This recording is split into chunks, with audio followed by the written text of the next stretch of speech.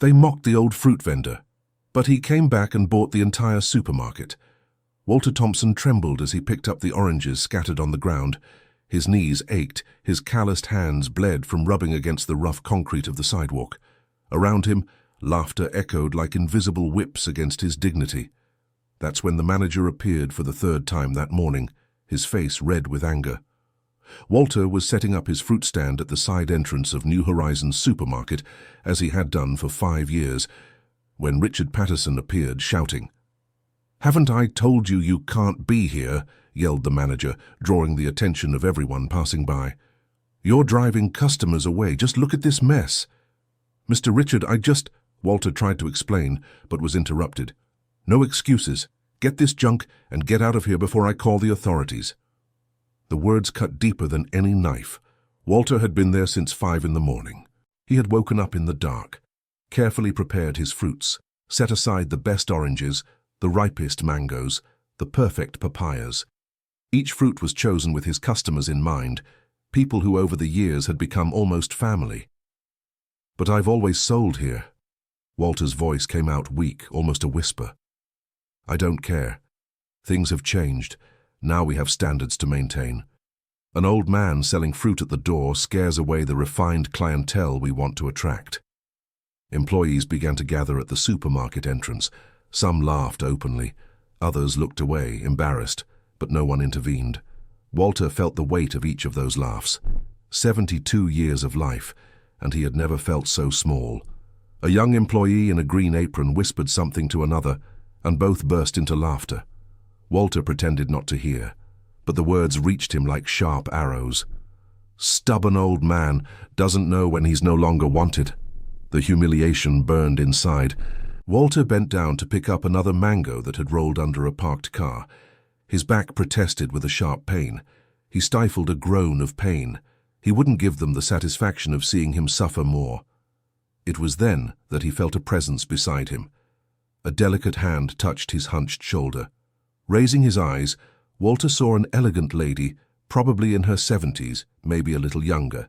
She wore a navy blue coat, grey hair pulled back in an impeccable bun, and there was something in her gaze that conveyed a serene strength. "Let me help," she said simply, and before Walter could protest, the woman was already bending down to pick up the fruits. "Ma'am, you don't need to," Walter began, but she silenced him with a gentle gesture. "I know I don't need to, but I want to." Together, they picked up every fruit. The woman didn't seem to mind the disapproving look from Richard, who was huffing impatiently at the supermarket door. When they finished, she helped Walter put everything into the wheelbarrow he used to transport his goods. "Have you been selling fruit for a long time?" she asked, and there was genuine interest in her voice. "All my life, ma'am. My father sold them. My grandfather too. It's all I know how to do." The woman nodded thoughtfully. Her eyes scanned Walter's tired face, the deep wrinkles marked by the sun, the trembling but still strong hands. There was a dignity in that man that moved her inexplicably. "What's your name?" she asked. "Walter Thompson, at your service." "Walter," she repeated, as if memorizing it. "A pleasure to meet you. I'm Eleanor." Richard approached, clearly annoyed by the delay. "Mrs. Eleanor, you shouldn't mix with this kind of people. Let the parking lot boys handle this." Eleanor turned to the manager with an expression Walter couldn't fully decipher. There was something icy in her gaze. "That kind of people," she repeated, her voice dangerously calm. "And what kind would that be, Mr. Richard Patterson, general manager," he replied, puffing out his chest. "I see. Well, Mr. Patterson, Mr. Thompson here seems much more of a gentleman than many people I see around," she said, and there was a clear tone of disapproval in her words. Richard opened his mouth to respond, but Eleanor had already turned back to Walter. She stepped closer, getting so near that only he could hear what she was about to say. "Walter, do you have documents? Birth certificate, ID, those things?" The question was strange, but Walter nodded. "Yes." "Do you have anything old stored away? Old papers, documents you received a long time ago?" Walter thought for a moment. There was a box at home filled with old papers he'd never had the courage to throw away. Letters, receipts, documents from when he worked at a few places before dedicating himself completely to fruit. "Yes, ma'am. I have a lot of old stuff stored." Eleanor smiled. It was an enigmatic smile, carrying something Walter couldn't identify. Hope, perhaps, or knowledge of something he didn't yet know. "Keep everything very safe, Walter, and find a lawyer if you receive any letter from a law firm in the coming days. It's not a scam, don't throw it away, it's important." Before he could ask anything, Eleanor was already walking away. She got into a discreet black car, but Walter noticed it was an expensive model, even though he didn't understand much about cars. She drove off without looking back, leaving him there on the sidewalk, surrounded by his crates of fruit and a whirlwind of confusion in his head. Richard snorted loudly, heading back inside the supermarket. The employees dispersed, the day's entertainment apparently over. Walter stood there for a long moment, Eleanor's words echoing in his mind. What letter? What law firm? What did that woman know that he didn't? With a heavy sigh, Walter began to push his handcart. His back hurt more than usual, and a feeling of deep weariness took over every muscle in his body. It wasn't just physical tiredness, it was something deeper, coming from within. The humiliation, the feeling of uselessness, the weight of feeling that at 72 years old perhaps he really had no place left in the world. He walked 2 blocks until he found another spot, in front of a small lottery store. The owner was a friendly man named Carl Johnson, who allowed Walter to stay there sometimes. He set up his stall again, arranging the fruit with the same care as always, even though his heart wasn't in it anymore. The hours passed slowly. A few customers stopped, made their purchases.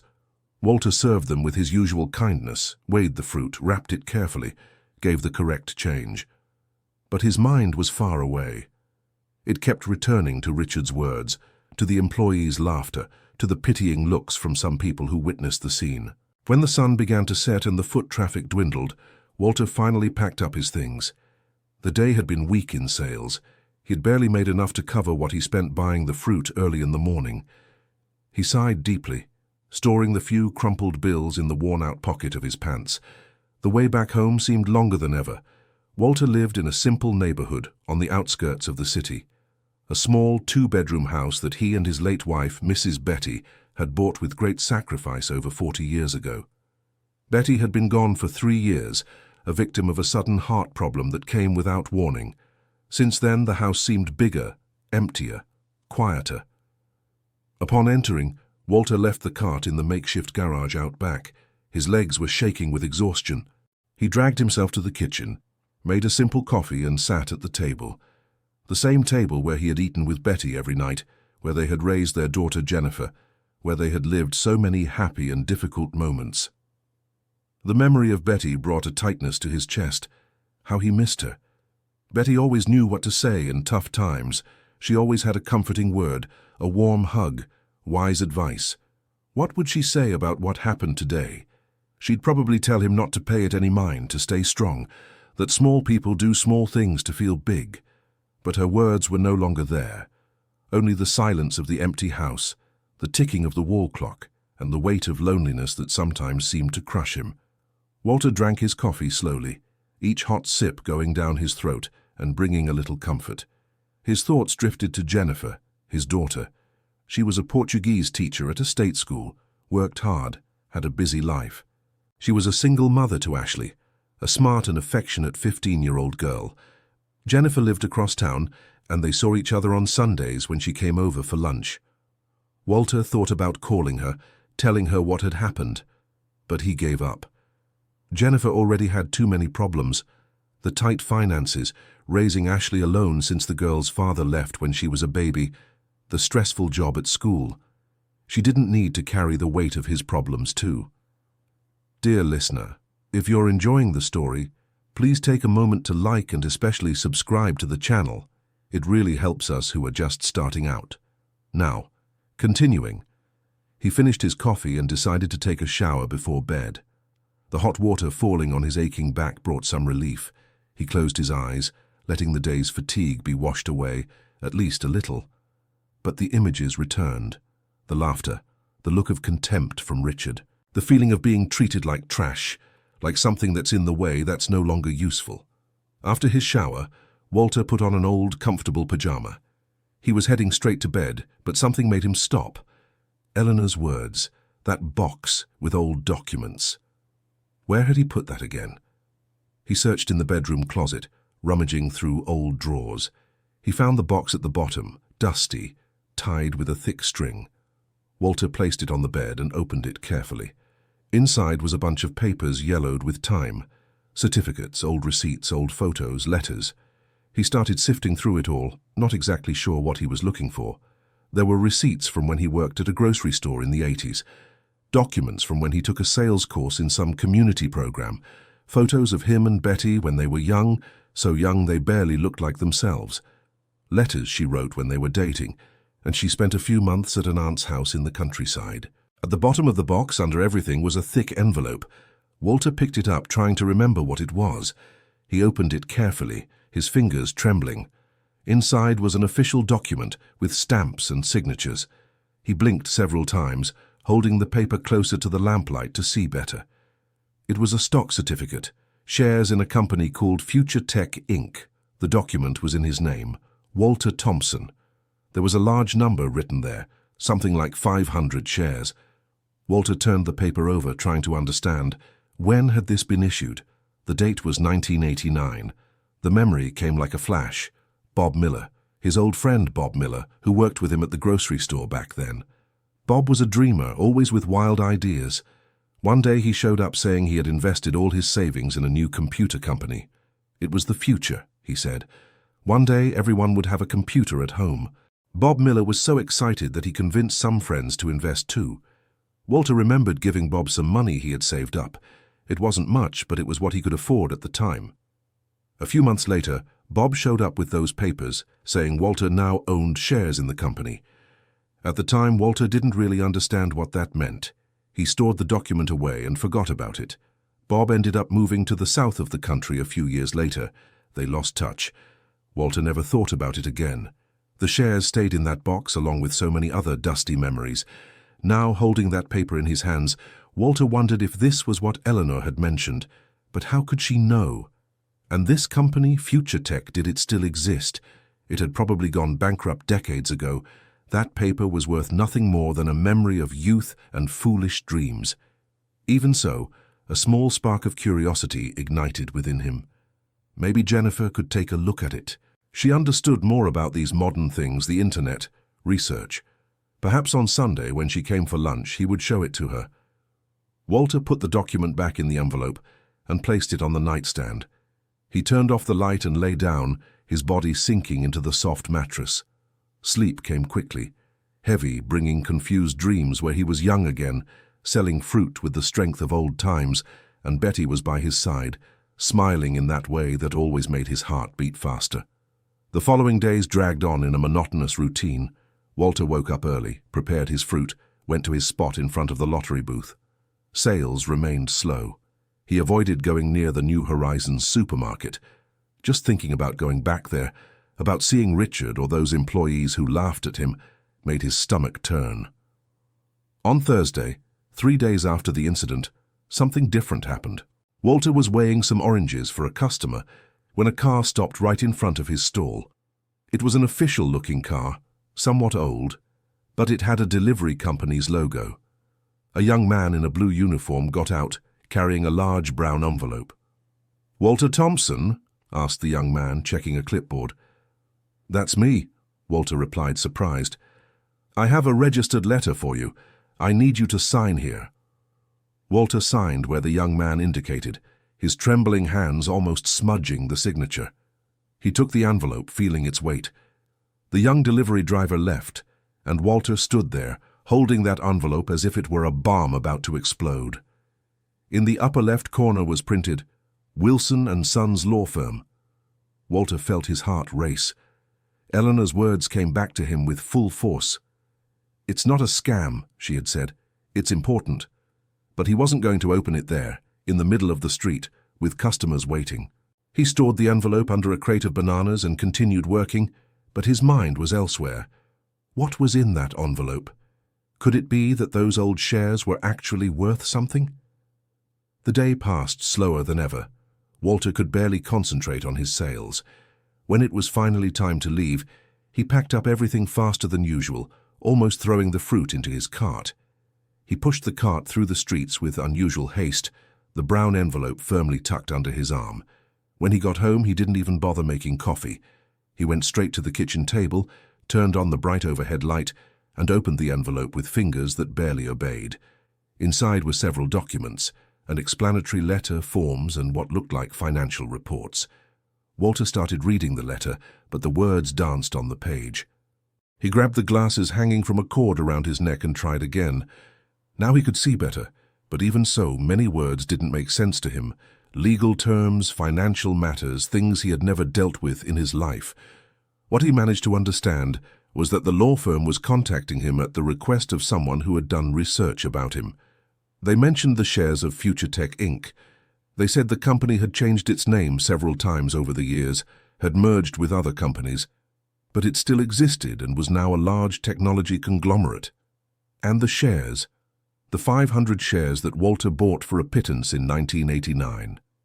With all the splits, mergers, and multiplications that had happened over the years, those shares were now— Walter had to read it 3 times to be sure he was seeing it right. They were worth more than $2 million. The paper fell from his hands. Walter felt his head spinning as if the ground had disappeared beneath his feet. $2 million. That couldn't be true. It was impossible. It had to be a mistake, or worse, an elaborate scam to steal what from him. He had nothing. Walter picked up the phone with trembling hands. It was almost 9 at night, but he needed to talk to Jennifer. He needed someone who understood this, who could tell him if it was real or just another cruelty of fate, giving hope only to snatch it away forcefully. "Dad," Jennifer's voice sounded worried on the other end of the line. "Is everything okay? Did something happen?" "Jennifer, my daughter." Walter's voice broke. "Can you come here tomorrow? I really need you to see something." "Tomorrow is Friday, Dad. I have classes all day. I can only make it on Saturday afternoon. Is it urgent? Are you okay?" I am. It's just— a letter arrived from a law firm, and I don't understand anything written here. I need your help." There was a pause on the other end. "A law firm? Dad, you didn't do anything wrong, did you?" "No, it's nothing like that. It's about some old shares I had. It seems they're worth money, but I think it's a mistake." Another pause, longer this time. "Shares? Dad, you never told me you had shares in anything." "I didn't even remember, sweetheart. They're from about 30-some years ago. A friend who invested and gave me some papers back then. I kept them and forgot. Now this letter says they're worth who knows what, but it must be a mistake or a scam. Don't do anything until I get there, Dad. Don't sign anything. Don't call any numbers that are in that letter. Wait for me to see it, okay?" "Okay, sweetheart. Thank you." Walter hung up the phone and sat there looking at those papers scattered on the table. $2 million. The amount echoed in his head like an impossible mantra. With that money, he could stop working. He could live the rest of his life in comfort. He could help Jennifer, pay for a good private school for Ashley, maybe even buy a better house for his daughter. But no, it couldn't be true. Good things like this didn't happen to people like him. Walter Thompson, the fruit seller who had been kicked out of his work spot like a beggar. Walter Thompson, who at 72 could barely pay his bills. Walter Thompson, who was a laughingstock to arrogant managers and malicious employees. He gathered the papers, put everything back in the envelope and went to bed. But sleep didn't come. He lay staring at the dark ceiling, his mind spinning in 1,000 different directions. What if it were true? What if it weren't? How did Eleanor know? Who was she, anyway? On Friday, Walter sold almost nothing. His head was completely somewhere else. With every person who passed, he wondered if they knew, if they could somehow see that his life was about to change. Or not. Probably not. When Saturday finally arrived, Walter woke up before sunrise. He tidied the house, which was already clean, but he needed to do something to burn off the nervous energy. He made lunch, well-seasoned beans, fluffy rice, steak with onions, food that Jennifer had loved since childhood. She arrived at 2 in the afternoon, parking her old car, a popular model over 15 years old, but one she took good care of. Ashley came along, headphones hanging around her neck, eyes glued to her phone. "Hi, Grandpa." The girl gave Walter a quick kiss and went straight to sit on the couch, returning her attention to the phone screen. "Dad!" Jennifer hugged Walter tightly. She was a woman in her early 40s but looked older, tired. Her hair was tied in a simple ponytail. She wore a faded cotton blouse and old jeans. "Where's that letter that had you so worried?" Walter fetched the envelope. They sat at the kitchen table, and Jennifer began to read, her eyes scanning each line carefully. Walter watched his daughter's face, trying to decipher her expressions. She went from one document to another, went back, read again. Finally, after what seemed like an eternity, Jennifer looked up. Her eyes were wide, disbelieving. "Dad, if this is true, it's a scam, right?" Walter had been expecting that confirmation. "I don't know, it seems legitimate. The law firm exists, I've heard of them, they're reputable. And this report here," she pointed to one of the pages, "it shows the stock's performance over the years. FutureTech really exists. It's now called FutureTech Holdings. It's one of the biggest tech companies in the country." "So, it's true?" Walter's voice came out in a whisper. "We need to verify. I'll do more research. I'll call this law firm on Monday. But Dad, if it's really true, it's over $2 million. The number spoken aloud sounded even more impossible. Walter felt his legs go weak. Jennifer stood up quickly, holding her father's arm. "Easy, Dad. Let's take it slow. We won't count on this money until we're absolutely sure." Ashley appeared in the kitchen doorway, finally looking away from her phone. "Did Grandpa win the lottery?" the girl asked, curious.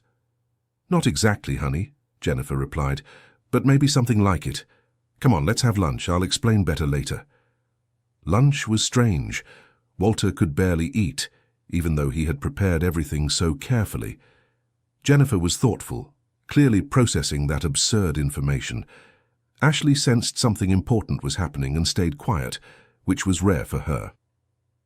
After they ate, Jennifer took the laptop she always carried in her bag, a work tool she used to prepare lessons and grade tests. She started researching FutureTech Holdings, the stock history, the law firm. Walter stayed right beside her, watching his daughter work. How the world had changed. When he was young, there were no computers, internet, cell phones. Now his teenage granddaughter lived with that little device stuck to her hand, and his daughter could find out information in minutes that would have taken days or weeks before. "Dad," Jennifer said after almost an hour of research, "everything indicates it's legitimate. The law firm is real and respected. The company exists and is doing very well. There's even a website where you can check the stock price. And there's one more thing." She turned the laptop for Walter to see the screen. There was a photo of an elegant woman, graying hair, a kind smile. "Eleanor Wilson," the caption said, "founding partner of Wilson & Sons law firm." "It's her!" Walter exclaimed. "She's the lady who helped me when the manager kicked me out of my spot." Jennifer looked at her father in surprise. What manager? What spot? Dad, what happened? It was then that Walter told her everything. The humiliation at New Horizons supermarket, Richard's yelling, the employees' laughter, the fruit scattered on the floor, Eleanor appearing out of nowhere to help him, the mysterious words she said, the advice not to throw away letters from a law firm. Jennifer listened with her face growing redder with contained anger. "Why didn't you tell me this before?" she asked when he finished. "I didn't want to worry you, dear. You already have your own problems." "Problems? Dad, you're my father. Your problems are my problems. What a shameless manager that Richard Patterson is. And the employees then, laughing at an elderly man. What small-minded people." "It was humiliating," Walter admitted, his voice low. "I felt so useless." Jennifer held her father's hand, squeezing it tightly. "You are not useless, never have been. That Richard is a small man who needs to humiliate others to feel big. But forget that now. Let's focus on these documents." "But how did this Mrs. Eleanor know?" Ashley asked. She had approached and was following everything. "Good question," Jennifer agreed. "She must have researched you, Dad. Lawyers do that. They investigate people. Maybe she knew about the stocks and decided to help." "But why?" Walter didn't understand. "She doesn't even know me." "Some people are just good, Grandpa," Ashley said, with the simplicity of youth. "And maybe she got angry seeing that manager being rude to you." It made sense. Not a lot, but it did. Walter was still processing everything when Jennifer started making a list in a notebook. "All right. Monday morning I'll call this law firm. I'll ask to speak directly with Dr. Eleanor. We'll confirm everything step by step. If it's really true, we need to find out how to sell these stocks, how much tax it will be, how to do everything right." "Will there be a lot of tax?" Walter asked, worried. The idea of owing something to the government terrified him. "Yes, Dad. Capital gains have a heavy tax. But even after taxes, there will still be a lot of money left. A whole lot." Walter spent the rest of the afternoon in a state of controlled shock.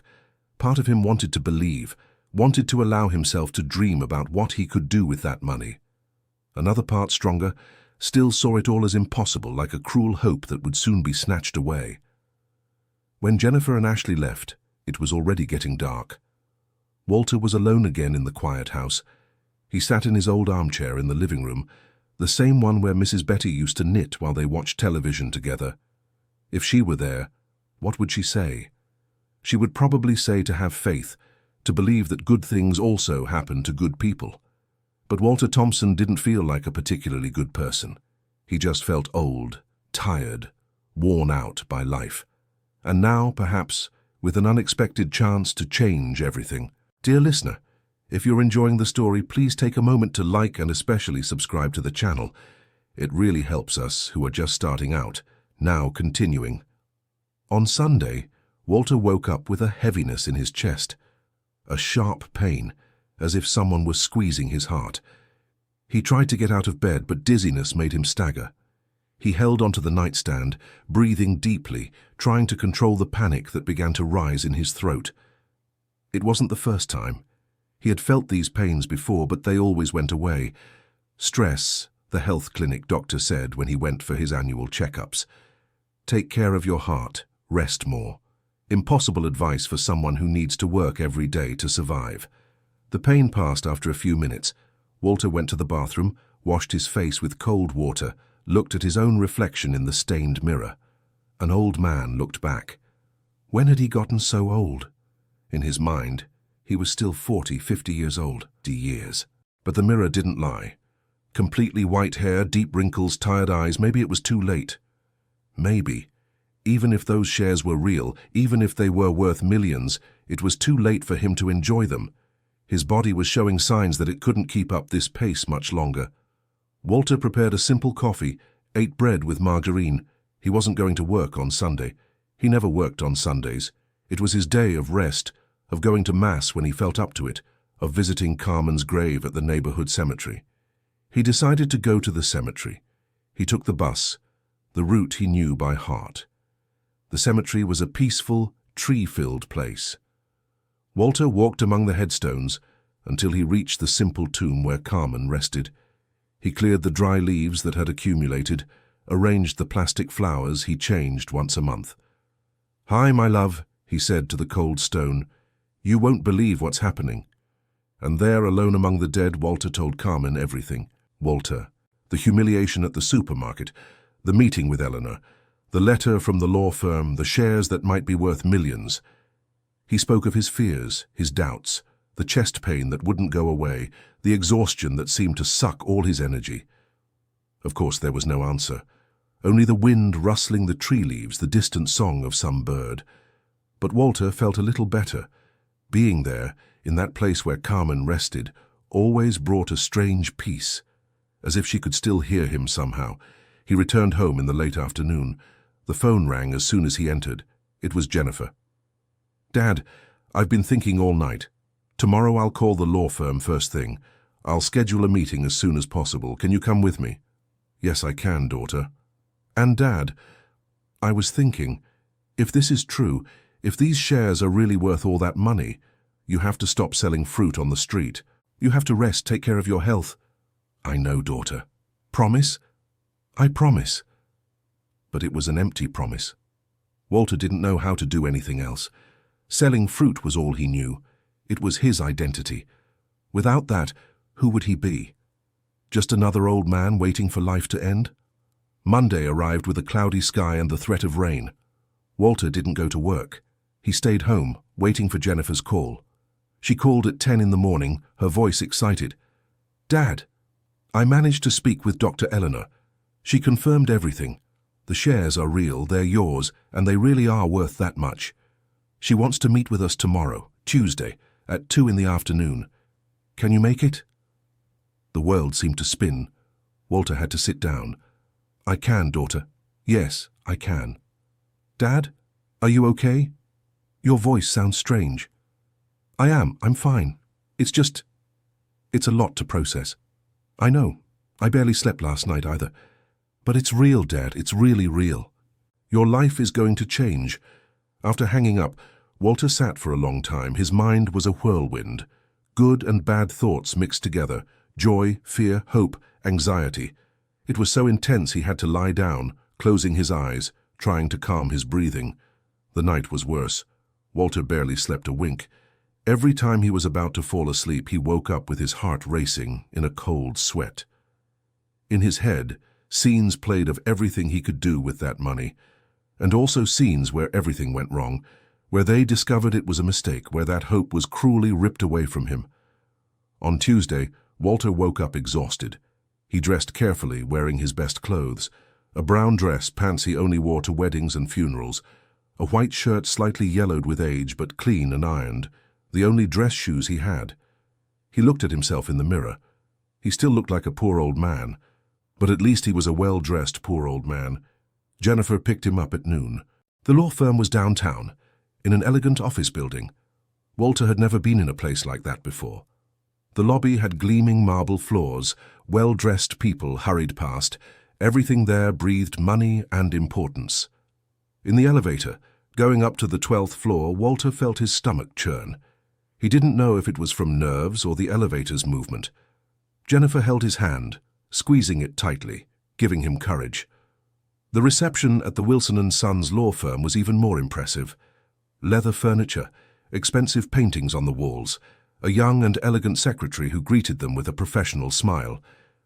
"Mr. Walter Thompson, Dr. Eleanor is waiting. Please, follow me." They were led down a hallway to a room at the back. The dark wooden door had a golden plaque. Eleanor Wilson, founding partner. The secretary knocked lightly and opened it. Eleanor was sitting behind a huge wooden desk. She stood up when they entered, the same gentle smile Walter remembered from that day on the sidewalk. "Walter, what a pleasure to see you again, and under much better circumstances than our first meeting." She extended her hand, and Walter shook it, still somewhat dazed. "And you must be Jennifer, the daughter." "Pleasure." "Pleasure, Dr. Eleanor," Jennifer replied, also shaking the offered hand. "Please have a seat." Eleanor indicated 2 comfortable armchairs in front of her desk. "I'll be direct because I imagine you're anxious. Walter, your shares are genuine and are worth exactly what is stated in the report we sent, $2,345,000 to be precise." Walter felt his mouth go dry. Jennifer beside him took a deep breath. How did you find out?" Walter managed to ask. Eleanor smiled. "It's part of my job. Sometimes I investigate people for professional reasons. Other times out of curiosity or intuition. When I saw that manager treating you that way, something bothered me deeply. There was dignity in you even while being humiliated. True dignity, not pretended." She paused, her fingers interlaced on the desk. "I decided to do a little research. I found out you have a clean record, worked honestly your whole life, raised your daughter alone after your wife passed away. And I found these shares. Many people don't know, but there are millions in forgotten assets in the country. Old shares that people bought and forgot about, that companies can't locate the owners for. And you decided to help me like this, for free?" There was disbelief in Walter's voice. "Not exactly for free. My firm will charge for the services of selling the shares and tax guidance, but a fair fee, nothing excessive.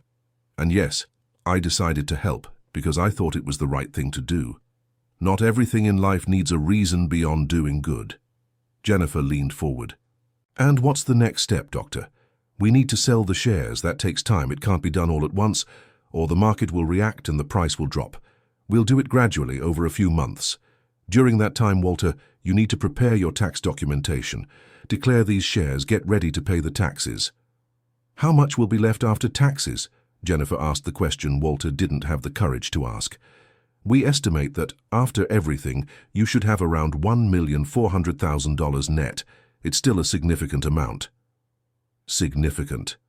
Walter almost laughed. It was more money than he had earned in his entire life combined. It was a fortune for someone like him. The rest of the meeting passed in a blur. Eleanor explained processes, deadlines, necessary documents. Jennifer asked questions, wrote everything down in a notebook. Walter just listened, trying to process that this was really happening. When they left the office 2 hours later, Walter was still in shock. In the elevator going down, Jennifer hugged him tightly. Dad, it's real. It's really real. Your life is going to change. And it did. In the following weeks, Walter dove into a world he had never imagined existed. Meetings with accountants, endless paperwork, declarations, forms. Jennifer helped him with everything, translating the legalese into terms he could understand. The sale of the shares began. Each week a portion was sold. The money started to appear in Walter's bank account. At first it was surreal to see those numbers on the ATM screen. Then it went from surreal to frightening. It was too much money for someone like him. During this period, Walter continued selling fruit, not every day but a few days a week. Jennifer begged him to stop, but he couldn't. Selling fruit was who he was. Without it, he felt lost. But something had changed. Walter no longer needed that money to survive. He sold because he enjoyed it, because he liked chatting with the customers, seeing their smiles when they tasted a juicy fruit, feeling that he was still useful. One day, almost 2 months after the meeting with Eleanor, Walter was at his spot in front of the lottery outlet when he saw a familiar guy passing by. It was one of the employees from New Horizons supermarket, one of those who had laughed at him on that terrible day. The young man walked straight past, didn't even look at him. Walter wondered if he recognized him, if he remembered that day. Probably not. For that employee, it had just been another moment of fun at an old man's expense. Nothing memorable. But for Walter, it had been a turning point. If it weren't for that humiliation, Eleanor wouldn't have appeared in his life, and he would still be in the dark about the shares, about the money that was rightfully his.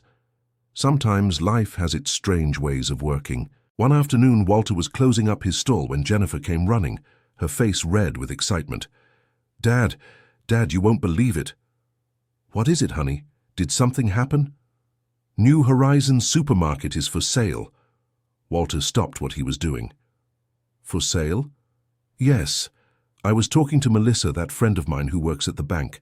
She mentioned that the family that owns the supermarket is selling. They're having financial problems, wanting to get rid of the business before it gets worse." An idea began to form in Walter's mind. A crazy, absurd, impossible idea, but it grew with each second, taking shape, gaining strength. "How much do they want?" he asked, his voice calm despite the hurricane of thoughts. "I don't know exactly, but Melissa said it's less than $1 million. The building has issues, needs repairs, and there are some debts too. Less than $1 million. Walter had more than that now. Not much more, but he did. Could he? No, it was madness. A 72-year-old man buying a supermarket? He knew nothing about running a business that size. But the seed was planted, and the more Walter thought about it, the more the idea made sense. It wasn't about revenge. Not exactly. It was about justice. It was about showing that the old man who was thrown out like trash had more value than anyone imagined. "Dad?" Jennifer looked at him with a strange expression. "Why are you asking this? You're not thinking about—" "What if I am?" Walter cut her off. "What if I want to buy that supermarket?" "Dad, that's crazy. You can't—" "Why not? I have the money. And before you say I don't know anything about supermarkets, I spent 5 years selling in front of that one. I observed everything. I know the suppliers. I know when the deliveries arrive. I know what the customers want." Jennifer opened and closed her mouth several times, not knowing what to say. "Are you serious? You really want to do this?" "I do, but I need help. I need information. I need to know exactly how much they want, what the real situation of the business is." In the following days, Jennifer dove into an investigation. He talked to his friend at the bank, asked Eleanor to use her contacts to get information. The picture that emerged was complicated. The New Horizons supermarket had belonged to the Richmond family for 3 generations. Mrs. Margaret Richmond, a 76-year-old woman, was the matriarch and still nominally the owner. But the one who really managed it was her youngest son, Paul Richmond, a 50-year-old man who apparently had no talent for business. The supermarket was bleeding money. Bad decisions, poorly planned expansion, competition from larger chains, everything conspired to put the business in trouble. The family decided to sell before the situation became unsustainable. And Richard Patterson, the manager who humiliated Walter, he had his own plans. He was gathering money with some partners to buy the supermarket. It would be his chance to finally have his own business. When Walter found out, something burned inside him. It wasn't exactly anger. It was determination. Richard wasn't going to get that supermarket, not if Walter could prevent it. Eleanor was surprisingly supportive when Walter told her his plans. "It's risky," she said during a meeting, "but not impossible. You have the capital, you have practical knowledge of the business, and if we're smart, we can structure the purchase favorably." She contacted the Richmond family, scheduled a meeting where Walter would be introduced as a potential buyer. The meeting would be at Mrs. Margaret's own house, an old mansion in the city's upscale neighborhood. On the scheduled day, Walter wore the same outfit he had worn in his first meeting with Eleanor. Jennifer accompanied him, and Eleanor also went along as his legal representative. The mansion was impressive, but it was clear that better days were behind it. The paint was peeling in places, the garden needed care, there was an air of elegant decay everywhere. Mrs. Margaret received them in a huge room full of antique furniture. She was a small, frail woman with completely white hair, tired but still lively eyes. Beside her was Paul Richmond, a man with thinning hair, a prominent belly, and the look of someone who would rather be anywhere but there. "Mr. Walter," Mrs. Margaret greeted in a hoarse but firm voice. "I understand you're interested in buying our supermarket." "Yes, ma'am," Walter replied, trying to keep his voice steady despite his nerves. Mrs. Margaret studied him for a long moment. There was something in her gaze, a sharp intelligence that age hadn't taken away. "You look familiar. Have we met before?" "I don't think so, ma'am, but I used to sell fruit at the entrance of your supermarket." The silence that followed was tense. Paul huffed, obviously finding it absurd. How could a street fruit seller buy a supermarket? But Mrs. Margaret continued studying Walter, and then her eyes widened. "Thompson. Walter Thompson," she said slowly. "Good heavens. Are you the Walter Thompson who worked at my late husband's grocery store in the 80s? Now it was Walter's turn to be shocked. You were married to Mr. George." "I was. He passed away 5 years ago." Mrs. Margaret stood up, her hands trembling slightly. "Paul, fetch that wooden box in my closet, the one with your father's letters." Paul left, grumbling. While they waited, Mrs. Margaret continued looking at Walter. "George used to talk about you. After he opened the first supermarket and became wealthy, there was a time when he became very ill. Depression, guilt. He said he owed a lot to you and Bob Miller, that you were partners at the start, but he didn't include you when the business took off." The words fell on Walter like a bucket of cold water. Memories came back. He and George had indeed worked together. They had even talked about opening something together one day. But George managed to get capital from a rich uncle and opened the first supermarket on his own. At the time, Walter was hurt, but he got over it. That's just how life was. Paul came back with a carved wooden box. Mrs. Margaret opened it and took out some yellowed letters. Her eyes scanned the words, and then she handed a letter to Walter. "Read it." Walter took the letter with trembling hands. It was George's handwriting. He recognized it. "Margaret, my love, the guilt won't let me sleep. Walter and Bob Miller trusted me when we opened the grocery store. We promised to become real partners one day, to build something together. But when the opportunity came, I took it just for myself. I left them behind. I know where Walter lives. I saw him the other day selling fruit on the street. I should have included him in the business. I should have honored our friendship. But pride stops me from looking for him now. I'll leave something written. One day you'll know what to do." The letter ended there. Walter felt tears burning his eyes. George had remembered. He had cared. All those years Walter thought he had been forgotten, that he hadn't been worth anything. But George remembered. Mrs. Margaret wiped her own tears. He couldn't fix it in his lifetime. But maybe I can. She turned to Paul. "Paul, Mr. Walter isn't just any buyer. He has a moral right to this supermarket. Your father wanted him to be included from the start." "Mom, for God's sake," Paul exploded. "That's sentimental nonsense. We need the best deal possible. That old man probably doesn't even have real money." Eleanor spoke up for the first time. "Mr. Paul, I can assure you that my client has full financial capacity for this purchase, and what's more, we're willing to offer very favorable terms." The negotiations stretched over the following weeks.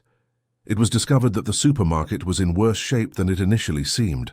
There were hidden debts, structural problems with the building, pending labor lawsuits, things that Richard, as manager, knew about but had hidden from the owners, hoping to buy at a low price and then fix or hide the problems. Walter, with Eleanor's help, uncovered everything, and when they confronted Paul with the information, he had no choice but to acknowledge the problems and lower the asking price. But it wasn't all smooth sailing. When Richard found out there was another interested buyer, he intensified his efforts. He started spreading rumors about Walter. He said he had hidden debts, that he was a con man, that the money was of questionable origin. Walter heard the rumors through customers who came to buy fruit and commented, "Mr. Walter, is it true that you want to buy New Horizons? The manager there is saying some things." Dear listener, if you're enjoying the story, please take a moment to like and especially subscribe to the channel. It really helps us who are just starting out. Now continuing. Walter didn't respond to the rumors at first. He let Richard talk. But Jennifer was furious. One Saturday afternoon, she went to the supermarket and confronted Richard publicly in front of employees and customers. "You have a lot of nerve," she shouted, her finger pointed at the manager's pale face. "Spreading lies about my father when you're the one hiding debts from the Richmond family." Richard tried to deny it, but Jennifer had done her homework. She had documents, proof. The confrontation ended with Richard being called to an urgent meeting with Paul Richmond, where he was fired on the spot. Richard's dismissal caused an earthquake at the supermarket. Employees started talking openly about the wrong things he had been doing. Petty thefts, favoring suppliers in exchange for bribes, falsified time records. But Richard's departure brought another problem. The supermarket was left without a manager, and chaos set in. Suppliers started delaying deliveries, some demanding advance payment out of fear that the business would go under. Employees felt insecure about their jobs. That's when Walter made a bold decision. Even before officially purchasing the supermarket, he began showing up there. He talked with suppliers, assuring them there would be continuity, that payments would be honored. He talked with employees, listened to their concerns, promised that no one would be fired without just cause. At first, many treated him with disdain. He was the old fruit seller trying to stick his nose where it didn't belong, but gradually his attitude began to win people over. There was a sincerity in Walter that was hard to ignore. A vegetable supplier, Old Harold, a man in his mid-60s who had supplied New Horizons for decades, sought out Walter. "Son, I know this might sound distrustful, but I need to understand. Where did all this money suddenly come from? You used to sell fruit on the street, now you're going to buy a supermarket." Walter could have been offended, but he understood. He explained about the forgotten stocks, about Eleanor, about how he discovered he was entitled to money he didn't even know existed. Harold listened to it all and nodded slowly. "I see. And can I say something? I think you'll be a better owner than the Richmond family. They're good people, but Paul wasn't born for this. And that Richard, well, better not to speak of him." Harold's approval meant a lot. He was respected among the suppliers, and soon the word spread. The old fruit seller was trustworthy. But bigger problems arose. A detailed inspection of the building revealed that the structure needed urgent repairs. There were cracks in the walls, problems with the electrical system, old plumbing about to give way. The cost of the repairs would be high, very high. Walter found himself facing a dilemma. He had money to buy the supermarket, or to do the necessary renovations, but not for both. Not in the amount that would be needed. It was Ashley, his granddaughter, who had the idea. "Grandpa, what if you started an online fundraiser, like explained the situation and asked for the community's help? There are people who believe in you."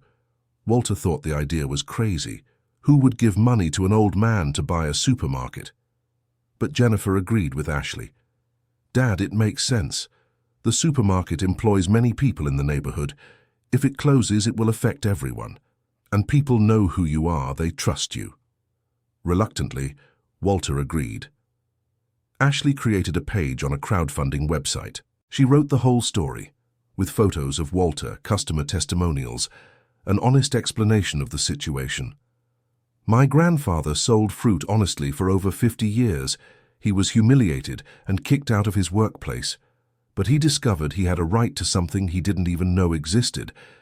Now he wants to buy the supermarket that humiliated him, not for revenge, but to turn it into something better, a place that values workers and serves the community.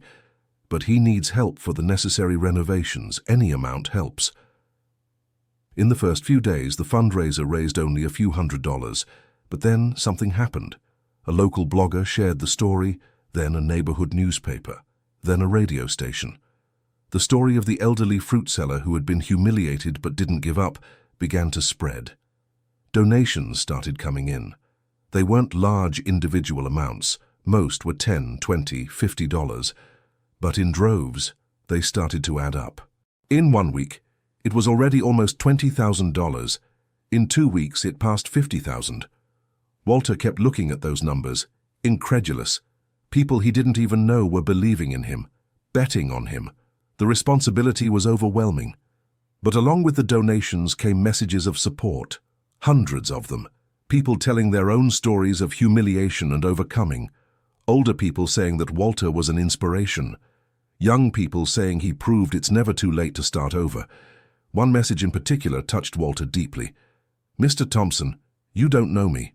I'm just another old man like you. I've been humiliated too.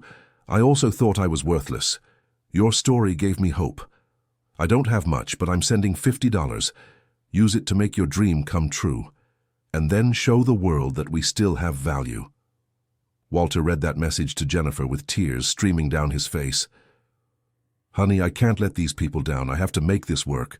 And you will, Dad. It will work." But the obstacles kept coming. The crowdfunding helped, but it wouldn't be enough for all the renovations. Walter sought loans from banks, but was rejected. 72 years old, with no proven management experience, wanting to get into a complicated business. The banks didn't see him as a good risk.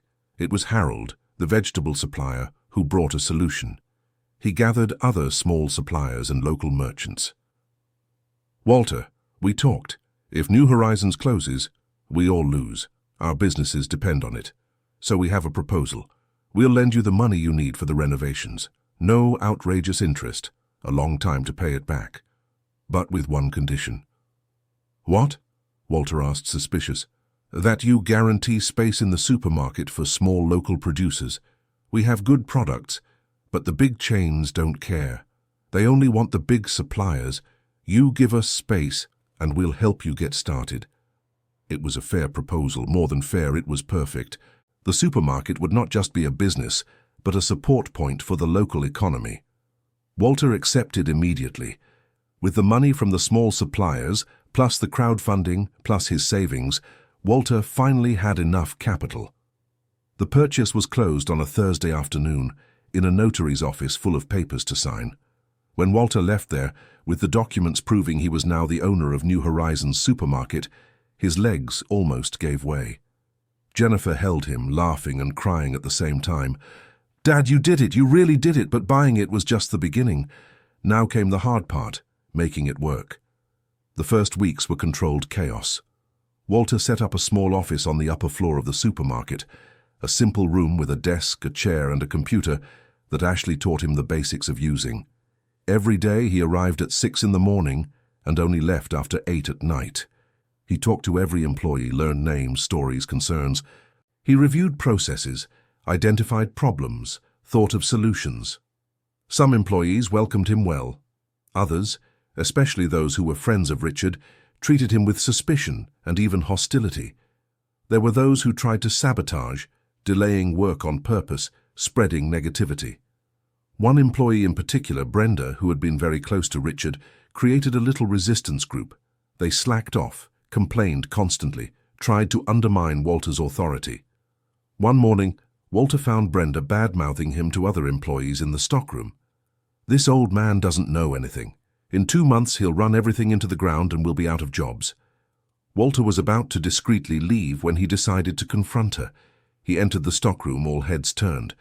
"Brenda, can I talk to you for a moment?" The woman followed him to the office, her chin up, defiant. "What is it?" "Why don't you like me?" Walter asked directly. The question took her by surprise. It's not personal." "But it is. You go out of your way to make everything difficult. You spread negativity. Why?" Brenda was silent for a moment, her eyes fixed on the floor. "You humiliated Richard. He may have his flaws, but he gave me a chance when no one else would. I had just gotten out of prison. I have a record. Nobody wanted to hire me. Richard hired me anyway." Walter took note of that. There was loyalty there, and he could respect that. "I understand, and I don't want to take that away from you. Richard did wrong things, but if he helped you, that has value." He leaned forward. "Brenda, I'm not your enemy. I just want to make this work. For me, for you, for everyone here. But I need you to work with me, not against me." "And what if I can't?" There was defiance in her voice, but also a bit of vulnerability. "Then I'll have to fire you, and I don't want to do that. You're good at what you do. The other employees speak highly of your work. It would be a loss for the supermarket." Brenda studied him for a long moment. "What exactly do you want from me?" "Loyalty, honest work, a chance to prove that this can work. And if it doesn't work, then at least we tried." It was a turning point. Brenda didn't become his best friend, but she stopped actively sabotaging, and gradually other employees followed her example. The renovations began. Walter hired a small but reliable firm, recommended by Harold. The work would be done in stages so the supermarket wouldn't have to close completely, but each day brought new challenges.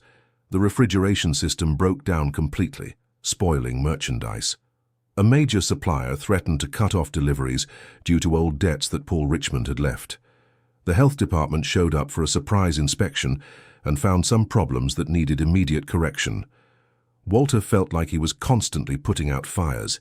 He'd barely solve one problem when 3 new ones would pop up. There were nights he came home so exhausted he could barely take off his shoes before collapsing into bed. The chest pain returned stronger. One morning, Walter was at the supermarket when he felt a sharp pang that made him double over. He leaned on the counter, breathing with difficulty, cold sweat dripping down his forehead.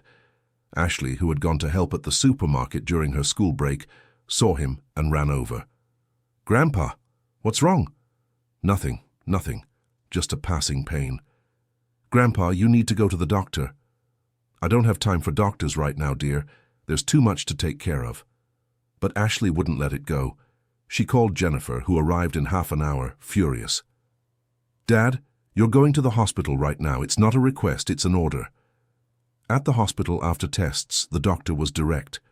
"Mr. Walter, your blood pressure is extremely high, and your heart is showing signs of severe stress. You need to rest, slow down, or you're at serious risk. Doctor, I have a supermarket to run, and you'll run it from a coffin if you don't take care of yourself." The doctor wasn't one to mince words. "You're 72 years old. You've been through intense emotional stress recently. You're working too much. Your body is demanding payment." Walter was forced to slow down. Jennifer and Ashley took on more responsibilities at the supermarket. Jennifer, surprisingly, showed a talent for management. She began implementing control systems that Paul Richmond had never used: spreadsheets, inventory control, sales analysis. With the data organized, they began to identify problems that had previously gone unnoticed. Products that were stuck and expired without selling, times when there were too many or too few employees, suppliers who charged above market prices. Gradually, very slowly, things began to improve. Sales went up a bit, costs went down a bit. Nothing dramatic, but enough to give hope. 3 months after taking over the supermarket, Walter organized a meeting with all the employees. It was a Sunday, the day the market was closed. He had prepared coffee and bread, making a point to sit with everyone in a circle right there in the supermarket's main area. "I want to thank all of you," Walter began, his voice steady despite his nerves. "I know it hasn't been easy. I know many doubted me, and with good reason. An old fruit seller buying a supermarket sounds like a joke." A few nervous laughs. "But you gave me a chance. You worked hard, even when you didn't believe. And for that, I want to make a promise." He paused, looking at each face. "I promise that no one here will be treated as less, that each of you will have a voice, will have value, and that we'll build this together, as a team, as a family." There was silence, and then Brenda raised her hand. "And if someone messes up? Then we talk. We work it out, but always with respect. And if we have ideas." "Suggestions?" asked another employee, Marcus, a young man in his early 20s. "I want to hear all of them. You're here every day. You know better than anyone what works and what doesn't." It was the beginning of a cultural shift. Gradually, the employees began to feel like owners too, not legally but emotionally. They took care of the supermarket as if it were their own, because they knew Walter cared about them. News of what was happening at New Horizons began to spread. Customers who had stopped coming returned, curious. New customers appeared, wanting to support the story of the old man who didn't give up. Sales went up further. Not enough to be safe yet, but enough to breathe a little easier. That's when Richard reappeared. He showed up one afternoon, walking into the supermarket like any other customer. Walter saw him from the glass office on the second floor. His first instinct was to call security, but he held back. He waited to see what Richard would do. The former manager walked through the aisles, looking at the changes. New products, better organization, impeccable cleanliness. On his face was a mix of emotions hard to decipher. Finally, Richard went up the stairs to the office. He knocked on the door. Walter signaled for him to come in. "Walter," Richard began, his voice low, "can I have a minute?" "Yes, you can." Richard entered, closed the door, and stood uncomfortably.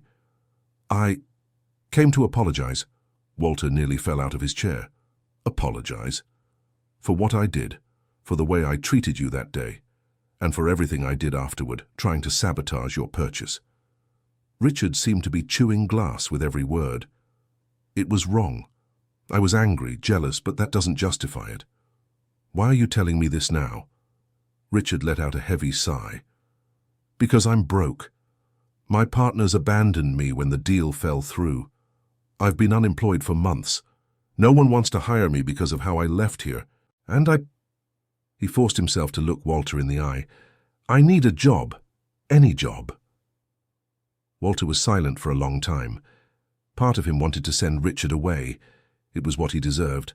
But another part, a bigger part, remembered his own words at the employee meeting. About treating everyone with respect, about giving chances. "You have experience in supermarkets," Walter finally said. "You know the business better than I do in many ways." "I do," Richard admitted. "And you have the skills when you're not busy hiding debts and taking bribes." Richard had the decency to look ashamed. "That too." "Then I'll make you an offer, not as general manager. You'll have to earn that back if you want it, but as a stocker. You'll work restocking shelves, organizing inventory, doing the basic work." "Stocker," Richard repeated, and there was bitterness in his voice. From general manager to stocker was quite a fall. "If you accept, come in with a uniform on Monday morning. Stockers pay, stockers hours." "And Richard," Walter leaned forward, "if I find any dishonesty, anything wrong, you're out on the street with no second chance. Understood?" "Understood." Richard left, and Walter remained alone in the office, wondering if he had done the right thing. But he decided he had. Revenge built nothing. Giving chances, that had value. On Monday, Richard showed up. In uniform, quiet, he began to work. The other employees watched him with a mix of satisfaction and discomfort. Seeing the former boss doing the most basic work was strange for everyone. But Richard worked. He didn't complain. He didn't slack off. He did his job and left. Walter watched from afar, expecting to see signs of trouble, but saw none. Weeks passed. The supermarket continued to improve gradually. The produce section, especially, was booming. Walter used all his decades of knowledge selling fruits, chose the products personally, taught the employees how to select and store them. The customers noticed. They started coming specifically for the quality of the fruits and vegetables. Soon, that section was the most profitable in the supermarket. It was then that Walter had another idea. He sought out Richard one day, in the middle of his shift. "Richard, you know suppliers, right? The big ones that I don't have access to." "I do," Richard replied cautiously. "I need someone to negotiate with them. Someone who knows how they think, how to bargain." Walter paused. "Do you want the job?" Richard blinked, confused. "But I'm a stocker. And you can be more if you prove you can, but I won't put you back in a position of power if I don't trust you completely." "How do I prove that?" "I don't know, but I'll know when I see it." Richard accepted the challenge.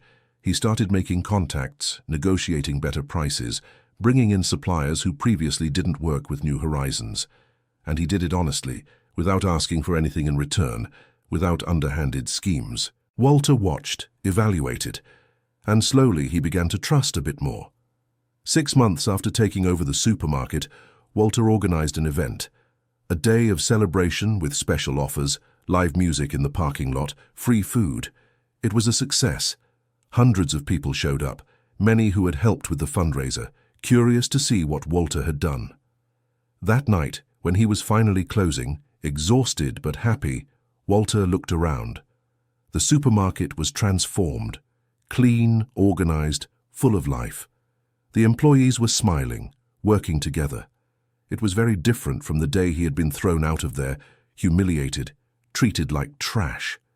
Jennifer appeared at his side, putting her arm around her father's stooped shoulders. "You did it, Dad. Against all odds, you did it." "We did it, daughter. I didn't do this alone. But you were the one who believed, who had courage, who didn't give up when it would have been easier to quit." That night at home, Walter sat in the same chair where Betty used to sit. He closed his eyes, feeling her presence somehow. "I did something good, my love," he whispered into the silence. "I think you would be proud." There was no answer, of course, but Walter felt a peace he hadn't felt in a long time. The following months brought new challenges, they always do. But now Walter had a team, had support, had a community that believed in him. And more importantly, he believed in himself.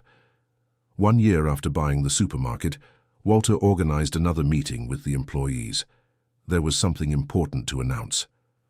"I want to thank all of you again," he began. "This year has been crazy, difficult, but also wonderful, and I couldn't have achieved anything without you." The employees waited, sensing there was more. "That's why I've decided to do something. 10% of the supermarket's profit every year will be shared among all the employees, as a bonus based on your time and dedication at work." There was a stunned silence, and then applause. Some employees were crying. Jennifer, beside her father, had tears in her eyes. "But there's one thing," Walter continued. "To receive the bonus, you have to be genuinely contributing, working honestly, with dedication. If you mess around, you lose the right. Is that fair?" They agreed it was. It was more than fair. Brenda raised her hand. "Walter, can I say something?" "Of course. When you first arrived, I hated you. I thought you were going to ruin everything, leave us without jobs." She wiped away tears. "But you proved me wrong. You're not just a boss. You genuinely care." "I do care," Walter confirmed, "because you're not just employees. You're the reason all of this exists." The meeting ended with hugs, plans, and hope. Walter felt that finally, for the first time since starting this crazy journey, he was on the right path. But life always has ways of surprising you.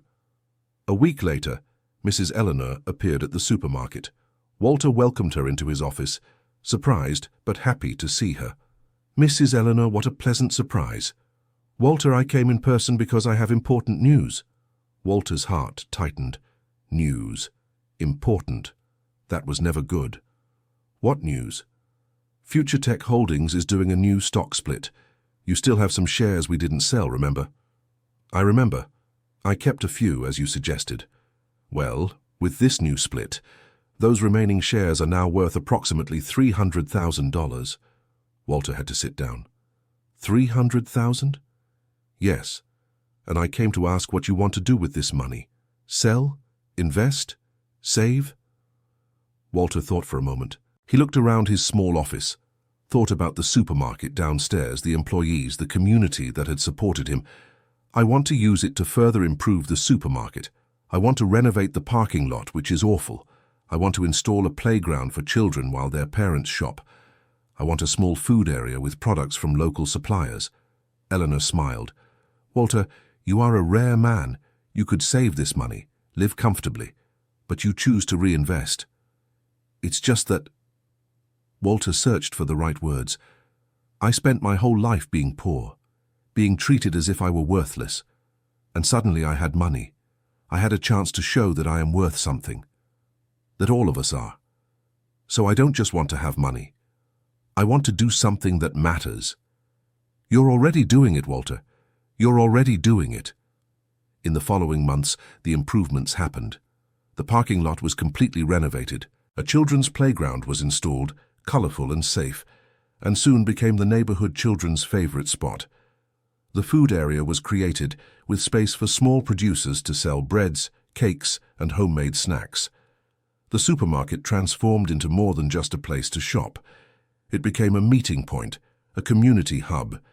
People went there not only for shopping, but to chat, to see acquaintances, to let the children play. And sales, they exploded. What was a business barely surviving became prosperous, not rich but healthy, growing, full of life.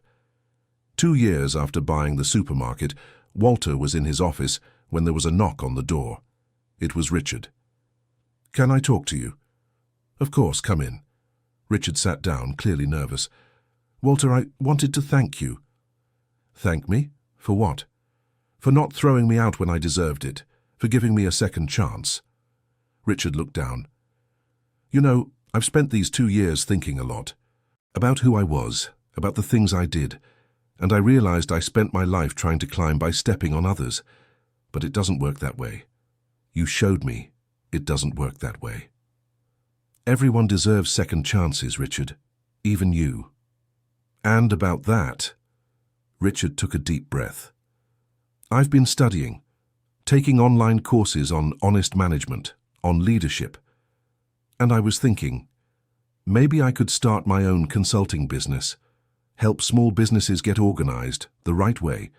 No schemes, no dishonesty. Walter smiled. I think that's a great idea. So, I'm resigning to start my own business. But I wanted to thank you first, for everything. You don't have to thank me, Richard. You changed because you wanted to change. The credit is yours. The two shook hands, not as boss and employee, but as two people who shared a strange journey. After Richard left, Walter stood looking out the office window. The supermarket below was bustling with activity. Children played in the playground. Customers moved through the aisles. Employees worked with genuine smiles. 3 years ago, he was just an old man being kicked out of his vending spot, humiliated and thinking he had no more value. Now he was the owner of a thriving business, respected by the community, making a difference in the lives of dozens of people. How could life change so drastically? Jennifer appeared, as always, doing 1,000 things at once. Dad, the accountant called, this quarter's profit exceeded the previous one by 20%. If it continues like this, there will be a good bonus for the employees. Great. And that project to create a fund for the employees' children's education? Is it moving forward? Yes, it is. Ashley is helping to organize it. She wants to use it as a high school graduation project. Walter felt proud. His granddaughter, who was so glued to that cell phone, was using technology for something good. And you, Dad? How are you feeling? Tired, Walter admitted. But happy. It's a good kind of tired. Is your blood pressure under control? Yes. Taking the medication properly, doing the exercises the doctor prescribed. He smiled. I'm not leaving this life anytime soon. I still have a lot to do. And he did. In the following years, New Horizons Supermarket became a model. Other small businesses began copying the way Walter treated employees. how he involved the community, how he prioritized quality over quick profit. Walter didn't get rich. What was left after all the bills, investments, and bonuses was comfortable, but not extravagant. And he didn't want more than that. He had enough to live well, help Jennifer and Ashley, and do the work he loved. A few years later, on a quiet Sunday afternoon, Walter was at home resting when the phone rang. It was Ashley. "Grandpa, you won't believe it. There's an article about you." "An article? Where?" "On a major news website. Wait, I'll send you the link." Walter picked up the tablet that Ashley had insisted he learn to use. He opened the link. There was a long article with photos about his story. From the humiliated fruit seller to the respected supermarket owner. The transformation of New Horizons, the impact on the community. There were interviews with employees, customers, suppliers. Everyone spoke well of him, of what he built, of the difference he made. Walter read it all with tears streaming down his face. Not tears of sadness, but of fulfillment, of satisfaction for having done something that mattered. That night, he went back to the cemetery. He sat on the grass next to Mrs. Betty's grave, something his knees no longer appreciated, but he did anyway. "My love," he said to the cold stone, "I made it. I did something good. Something you would be proud of."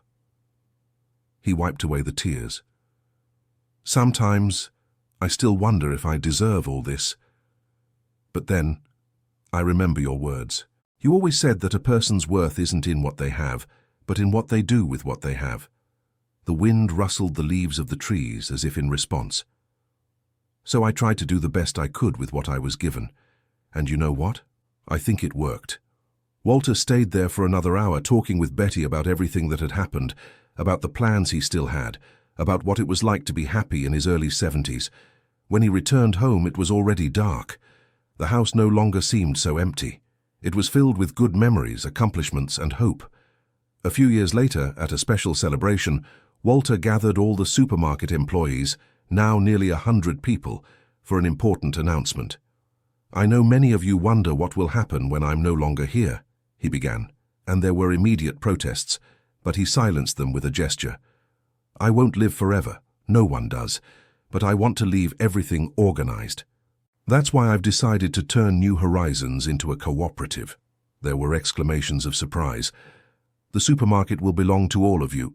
Every employee will have shares, will have a vote, will have a voice in decisions. Jennifer will coordinate the transition, but the real power will be in your hands." Brenda stood up, tears streaming. "Walter, this is crazy, good crazy, but you don't have to do this." "Yes, I do, because you're the ones who built this with me. You're the ones who believed when no one else did. It's only fair that it belongs to you." It was a decision that changed everything. New Horizons became a model of a successful cooperative. The employees, now owners, worked with even more dedication. Decisions were made together, democratically.